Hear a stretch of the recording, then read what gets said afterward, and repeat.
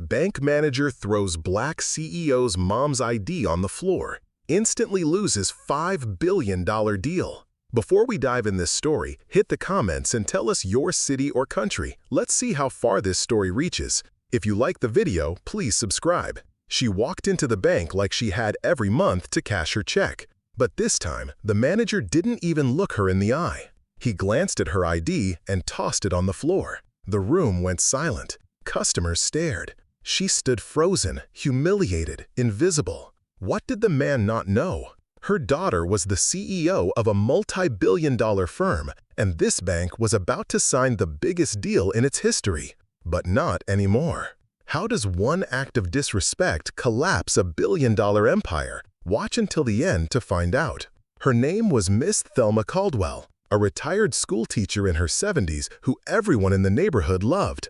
Every month, she visited the same downtown bank branch to cash her pension check. No frills, no fuss, just routine. She wore her Sunday best as she always did. Pearl earrings, a gentle smile, and dignity stitched into every step. But on this particular morning, the air felt different. New management, new staff. Miss Thelma didn't think much of it. She waited in line patiently, check and ID in hand.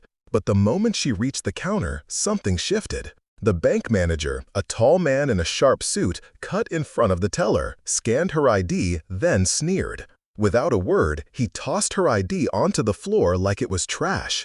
The room froze. No apology, no explanation, just pure contempt. And that would be the costliest flick of a wrist he'd ever make. Miss Thelma bent down, slowly, painfully, to pick up her ID from the cold floor. Her hands trembled, not from age, but from shock. The line behind her murmured. One woman gasped. A young man looked as though he was ready to speak up, but he hesitated.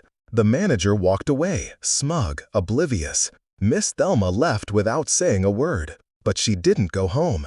She took out her phone and made a call to her daughter, Nia Caldwell, the youngest black woman CEO of a global real estate investment firm valued at over $5 billion. Coincidentally, Nia's firm had been finalizing a significant partnership with this very bank. They were set to move all corporate assets, salaries, international transfers, loans, everything through this institution. It was a landmark deal. Nia had worked on it for months, but when she heard what happened, something inside her snapped. She didn't scream, she didn't curse, she scheduled a meeting. The next day, executives from the bank's headquarters arrived for what they thought was a final signing. Nia came in silence, accompanied by a legal team, and then she spoke, firm, composed, but lethal. "Before we proceed, tell me, how do you treat all your customers, even the ones without a title?" Confused glances, nervous laughter. And then she dropped a single photo on the table, her mother's ID, scuffed and dirty from the bank's marble floor. The air left the room, faces drained white. One executive whispered, "Oh no." Nia stood tall, looking each man in the eye. "That woman you disrespected, that's my mother. The one who taught me to build billion-dollar empires while being treated like she's invisible." The bank manager was immediately summoned in. He stammered when he saw her and tried to apologize, but it was too late. Nia collected the unsigned contract, tore it in half, and slid it across the table. There will be no deal. Not now, not ever. That day, the bank's stock dipped. By the end of the week, they'd lost 3 other corporate clients. The ripples had only just begun. Miss Thelma never asked her daughter to do anything. She never raised her voice, never demanded respect. But Nia understood something. Racism doesn't always wear a hood. It wears a suit, stands behind a counter, and thinks no one is watching. And this time, someone was watching. The incident went viral. Thousands shared stories of similar disrespect. Quiet humiliations brushed off every day.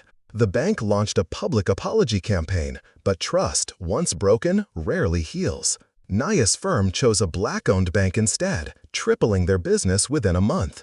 Because power doesn't always look loud. Sometimes it walks in quietly, cashes a check, and changes everything.